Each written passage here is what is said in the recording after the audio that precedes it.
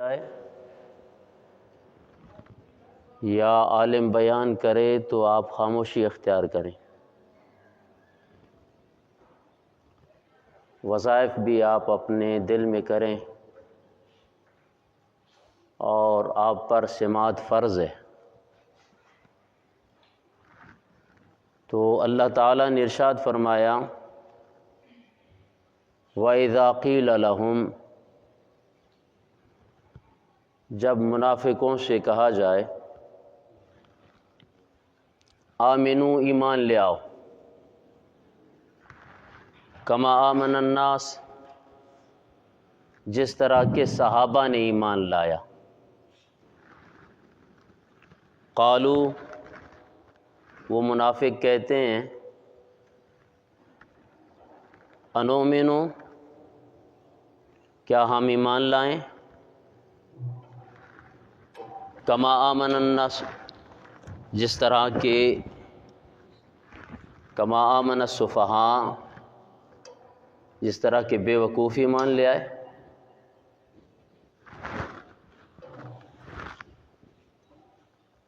اب ان منافقوں نے صحابہ کو بے وقوف کہا۔ رب تعالیٰ نے ارشاد فرمایا نا کہ انؤمنو،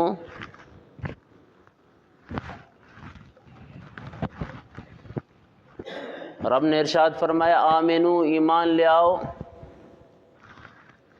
کما آمن الناس، جس طرح ابو بکر ایمان لے آئے،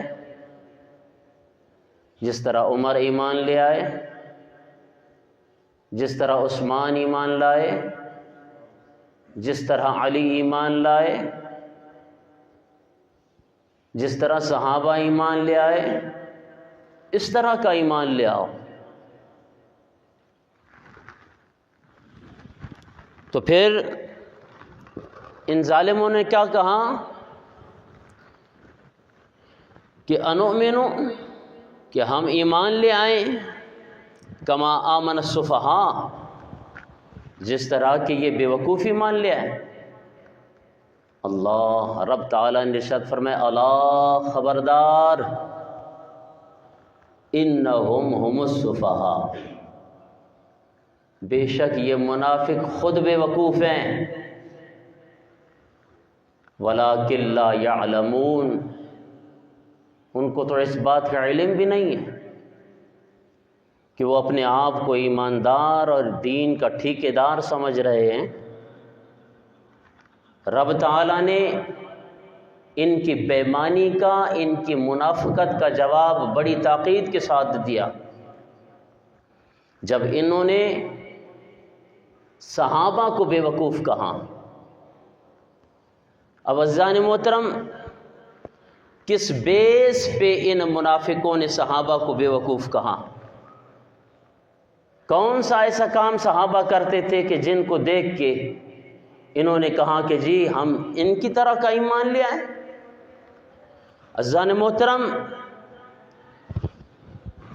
آپ احادیث اٹھا کر دیکھیں، جب حضور نبی کریم صلی اللہ تعالی علیہ وسلم وضو فرماتے، صحابہ کرام دوڑ پڑتے حضور صلی اللہ علیہ وسلم کی طرف، تو حضور صلی اللہ تعالی وسلم کے وضو کا بچا ہوا پانی زمین پہ گرنے نہیں دیتے تھے صحابہ کرام، اپنے ہاتھ پھیلا دیتے۔ اب اس عمل کا حکم نہ تو قرآن نے دیا، نہ پھر اللہ تبارک و تعالی نے حضور صلی اللہ تعالی وسلم کو کہہ کے کہا ہو کہ اپنے صحابہ کو کہو کہ یہ کس طرح کا کام کر رہے۔ تو یہ عمل دیکھ کے ان منافقوں نے کہ یہ کرنے کیا لگے ہیں، ابو بکر کیا کرتا ہے، عمر کیا کرتا ہے، عثمان کیا کرتا ہے، علی کیا کرتا ہے، بس صحابہ جب حضور صلی اللہ تعالی علیہ وسلم وضو فرماتے دوڑ پڑتے اور حضور صلی اللہ تعالی وسلم کے وضو مبارک کا بچا ہوا پانی اپنے ہاتھوں پہ لگا کے برکت کے طور پر اپنے چہرے پہ مل لیا کرتے تھے۔ جب نبی کریم صلی اللہ تعالی وسلم اپنا نخات مبارک، بخاری شریف کی حدیث مبارکہ پڑھ رہا ہو، نخات مبارک جب حضور صلی اللہ تعالی وسلم آپ اپنا جناب نکالتے تو صحابہ کرام اپنے ہاتھ پہ مل لیتے.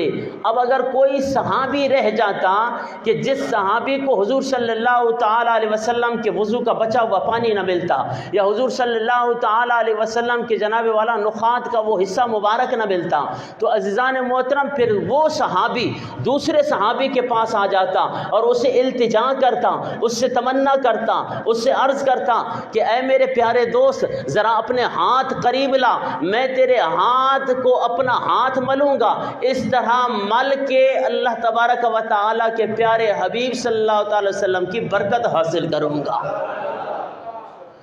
اب ان منافقین نے دیکھا یہ کرنے کے یہ کوئی عاشق کام کرتا ہے. آج اگر نبی کے نام پہ ہم اگر انگوٹھے چوم لیں, کچھ کہتے ہیں کہ یہ بھئی نبی کے نام سے انگوٹھے چومنے میں کیا ہوتا ہے.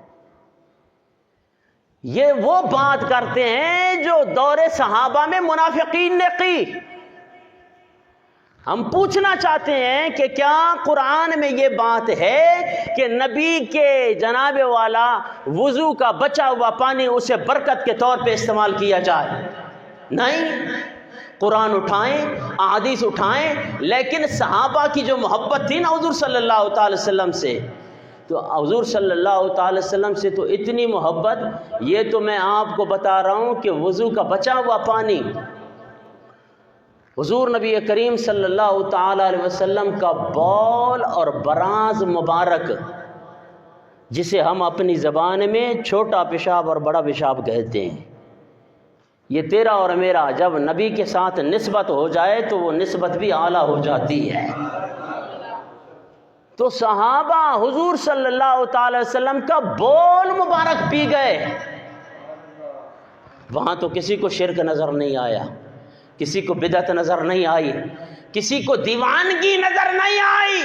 ہاں منافقین کو جو بات نظر آئی, یہ قرآن کہہ رہا ہے وَإِذْ قِيلَ لَهُمْ آمِنُوا, جب انہیں کہا جائے نا کہ ایمان لے آؤ, کما آمن الناس, جس طرح کے صحابہ نے ایمان لایا, قالو وہ کہتے ہیں, انؤمن کما آمن السفہاء, کیا ہم ایمان لیں ایسے جس طرح کہ یہ بے وقوف لے آئے. رب تعالیٰ نے ارشاد فرمایا تم نے صحابہ کو بے وقوف کہا ہے, تم اپنے آپ کو سمجھدار کہتے ہو, اپنے آپ کو بڑا ذہین کہتے ہو. میں رب ہو کے یہ اعلان کر رہا ہوں, الا خبردار. یہ کلمہ تنبیہ ہے جناب والا, یہ عربی دان جانتے ہیں کہ یہ جملہ یا یہ لفظ یہ حرف کس جگہ پہ استعمال ہوتا ہے.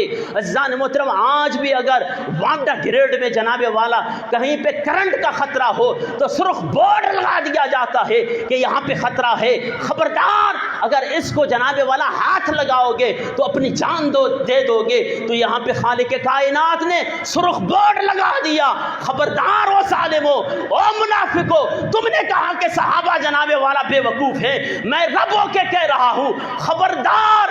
جس بیس پہ تم نے کہا کہ صحابہ منافق ہے, جس بیس پہ تم نے کہا کہ صحابہ بے وقوف ہے, میں تمہیں اسی بیس پہ کہہ رہا ہوں, رب ہو کے کہہ رہا ہوں, الا خبردار. انہم, بے شک یہی منافق, یہ خود بخود جانتے نہیں ہیں بلکہ یہ تو خود جناب والا بے وقوف ہے. انہم ہم السفہاء, یہ منافق خود بے وقوف ہیں, اور یہ حضور صلی اللہ تعالی وسلم کے پیارے صحابہ کو کہتے ہیں. اور پھر جناب جتنے بھی صحابہ کرام ہیں وہ تو پھر ہم اہل سنت و جماعت کی جان ہے, کہیے سبحان اللہ. اور پھر سارے صحابہ میں سے بڑھ کر سیدنا حضرت ابوبکر صدیق رضی اللہ تعالیٰ عنہ, جس نے ٹوٹ کے حضور صلی اللہ تعالیٰ علیہ وسلم سے پیار کیا اور حضور صلی اللہ تعالیٰ علیہ وسلم پہ اپنی جان کے نذرانے نچھاور کیے. عزیزان محترم, اس حوالے سے میں نے آج سیدنا صدیق اکبر رضی اللہ تعالیٰ عنہ کا تذکرہ کرنا ہے کہ 22 جمادی الثانی 22 جمادی الآخر جو ہے یہ سیدنا حضرت ابوبکر صدیق رضی اللہ تعالیٰ عنہ کا وصال ہے. تو عزیزان محترم, ہم اہل سنت و جماعت والے حضرت ابوبکر صدیق رضی اللہ تعالیٰ عنہ کو پہلا خلیفہ بلا فصل مانتے ہیں، احادیث کی روح سے، صحابہ کے اقوال سے، اور پھر یہ ہمارا عقیدہ کسی اخبار کے تراشے کا لیا ہوا نہیں ہے، اور نہ ہی جناب والا کوئی یہ کہے کہ جناب کوئی قوالی سے لیا ہوا ہمارا عقیدہ ہے۔ آج یہ جو کنسپٹ بن گیا ہے کہ دمادم مست قلندر، علی دا پہلا نمبر، عزیزان محترم یہ تمہارا عقیدہ ہوگا، لیکن 1400 سال سے پہلے جو صحابہ کا عقیدہ رہا ہے وہی جناب والا آج اہل سنت و جماعت کا عقیدہ ہے۔ پہلا نمبر کس کا ہے؟ آؤ اس حوالے سے عزیزان محترم، جن کو آج ہمارے دوسرے لوگ جناب والا کہتے ہیں کہ جی دمادم مست قلندر علی دا پہلا نمبر، آؤ علی المرتضیٰ رضی اللہ تعالیٰ عنہ سے پوچھتے ہیں کہ پہلا نمبر کس کا ہے۔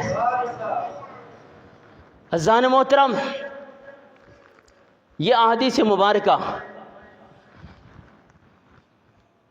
حضرت علی المرتضیٰ رضی اللہ تعالیٰ عنہ کے خادم گزرے ہیں جن کا نام ہے شریح رضی اللہ تعالیٰ عنہ۔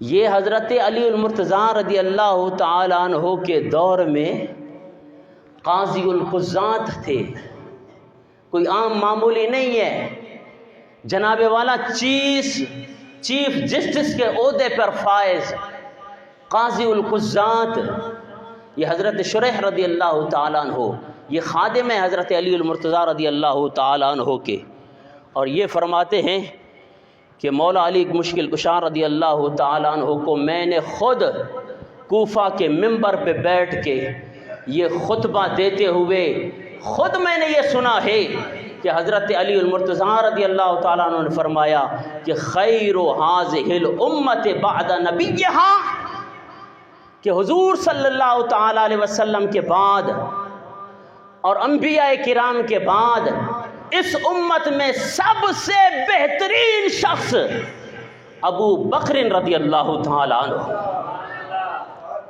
ابو بکر کی ذات ہے، ثم عمر، پھر عمر کی ذات ہے، ثم عثمان، پھر عثمان کی ذات ہے، پھر فرمایا کہ ثم انا، اس کے بعد چوتھا نمبر میرا ہے۔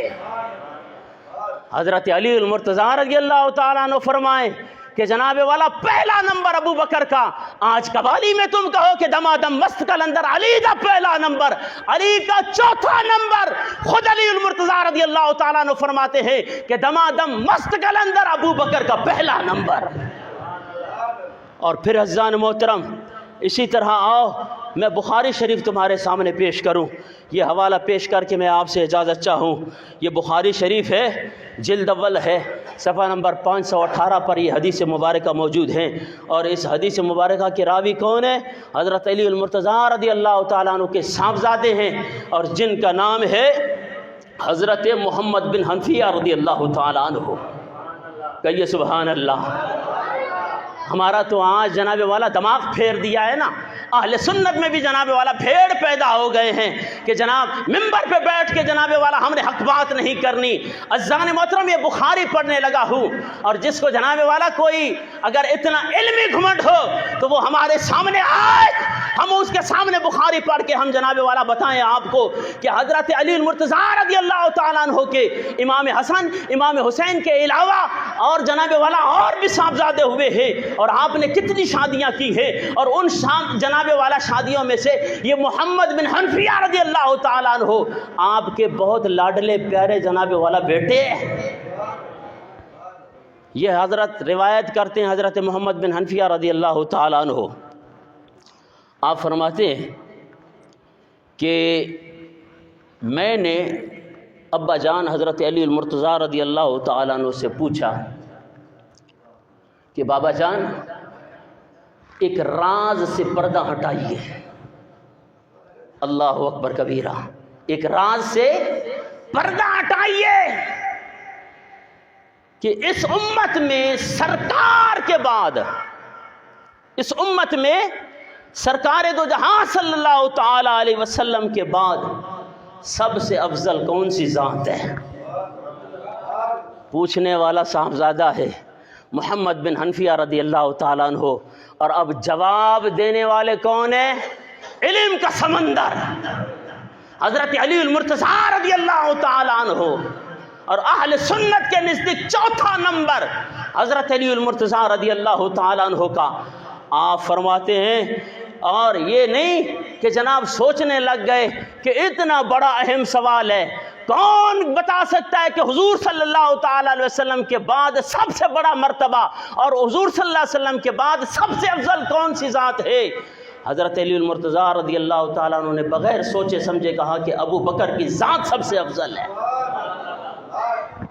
یہ بخاری ہے. اور پھر حضرت عمر فاروق رضی اللہ تعالیٰ عنہ کی ذات. یہ صحابہ پورا جناب والا عقیدہ 1400 سال سے لے کے آج تک یہ صحابہ بیان کرتے ہوئے آ رہے ہیں. یہ میں بزبان حضرت علی المرتضیٰ رضی اللہ تعالیٰ تمہیں بتا رہا ہوں. اور پھر ایک حدیث یہ کنز العمال کی یہ سماعت فرما لیں کہ صحابہ سے یہ ترتیب کیسے چلی ہے کہ پہلا نمبر کس کا، دوسرا کس کا، تیسرا کس کا، چوتھا کس کا. یہ کنز العمال کی حدیث مبارکہ ہے. حضرت علی المرتضیٰ رضی اللہ تعالیٰ عنہ کے خادم فرماتے ہیں کہ میں نے ایک مرتبہ حضرت علی المرتضیٰ رضی اللہ تعالیٰ عنہ کو سویر فجر کی نماز کے لیے وضو دیا نا، تو وضو دیتے دیتے تو میں نے اس طرح اپنی جھولی پھیلا دی اور عرض کرنے لگا کہ حضور آج کچھ عنایت فرمائیے، آج کچھ چیز عطا کیجئے. بس جب یہ حضرت علی المرتضیٰ کے خادم نے کہا کہ جب میں نے یہ بات کی نا تو حضرت علی المرتضیٰ رضی اللہ تعالیٰ عنہ میری یہ بات سن کے مسکرا پڑے. میں نے کہا حضور میں نے تو مطالبہ کیا ہے، میں نے تو کوئی چیز مانگی ہے، آج اپنے جناب والا دریائے رحمت سے کچھ عنایت فرمائیے، میں نے تو مانگی ہے چیز، آپ مسکرا پڑے ہیں. کہا کہ اے میرے خادم مجھے بات آ گئی کہ اسی طرح جس طرح آج تو مجھے وضو دے رہا ہے اسی طرح میں حضور صلی اللہ تعالی وسلم کو فجر کے وقت وضو دے رہا تھا. کہیے سبحان اللہ. اور جناب فجر کا ہی ٹائم ہے، میں آقا کو وضو کرا رہا ہوں اور آقا دو جہاں صلی اللہ تعالی وسلم سے عرض کی کہ یا رسول اللہ صلی اللہ علیہ وسلم آج کچھ عنایت فرمائیے. میں نے جب حضور صلی اللہ تعالی علیہ وسلم سے عرض کی، حضرت علی المرتضیٰ رضی اللہ تعالیٰ فرماتے ہیں کہ مجھے کچھ عطا کیجئے. اللہ اکبر. تو آقا دو جہاں صلی اللہ تعالی وسلم نے فرمایا مانگ علی کیا مانگتا ہے. کہیے سبحان اللہ. مانگ علی کیا مانگتا ہے. اللہ اکبر کبیرہ. حضرت علی المرتضیٰ رضی اللہ تعالیٰ عنہ فرماتے ہیں کہ میں نے عرض کی کہ یا رسول اللہ مجھے یہ بتائیے قیامت میں سب سے پہلے محشر کے میدان میں حساب کس شخص کا ہوگا. کہیے سبحان اللہ. قیامت آئی نہیں ہے. اب ان کی طرف بھی اشارہ ہے کہ جناب جو علیہ باللہ یہ کہتے ہیں کہ نبی کو تو دیوار کے پیچھے کا علم نہیں ہے، وہ ظالموں وہ تمہارا نبی ہوگا. جس کو دیوار کے پیچھے کا علم نہیں ہے وہ تمہارا نبی ہوگا کہ جناب والا جس کے ہاتھ میں کسی چیز کا اختیار نہیں ہے. ہمارا نبی وہ ہے کہ اگر جناب والا انگلی کا اشارہ کر دے تو چاند کے 2 ٹکڑے کر دیتا ہے. وہ تمہارا نبی بے اختیار ہوگا. حضرت علی المرتضیٰ رضی اللہ تعالیٰ عنہ فرمایا کہ میں نے سوال کیا کہ یا رسول اللہ قیامت میں سب سے پہلے حساب کس کا ہوگا. اللہ اکبر کبیرہ.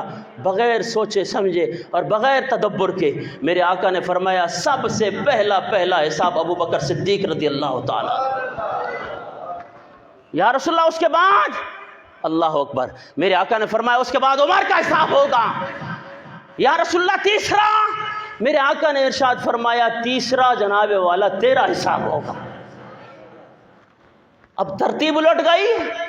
صحابہ میں جناب والا یہ ترتیب چلا رہی ہے. پہلا نمبر ابو بکر کا، دوسرا عمر کا، تیسرا عثمان غنی رضی اللہ تعالیٰ عنہ کا، چوتھا علی المرتضیٰ رضی اللہ تعالیٰ عنہ کا. یہ کنز العمال کی حدیث مبارکہ پڑھ رہا ہوں. جب علی المرتضیٰ رضی اللہ تعالیٰ عنہ نے یہ جب بات سنی، یہ جواب سنا کہ یا رسول اللہ جب میں تیسرے نمبر پہ ہوں تو پھر تیسرا نمبر تو عثمان غنی رضی اللہ تعالیٰ عنہ کا ہے. عثمان کہاں گئے؟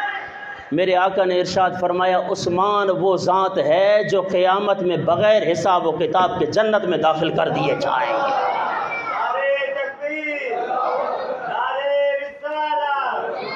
تو پتہ چلا کہ حضور صلی اللہ تعالیٰ علیہ وسلم نے بھی وہ ترتیب بتائی ہے کہ پہلا نمبر ابو بکر کا، دوسرا عمر کا، تیسرا عثمان کا، چوتھا علی المرتضیٰ رضی اللہ تعالیٰ عنہ کا ہے۔ اور یہی ترتیب عزیزان محترم 1400 سال سے چلتی ہوئی آ رہی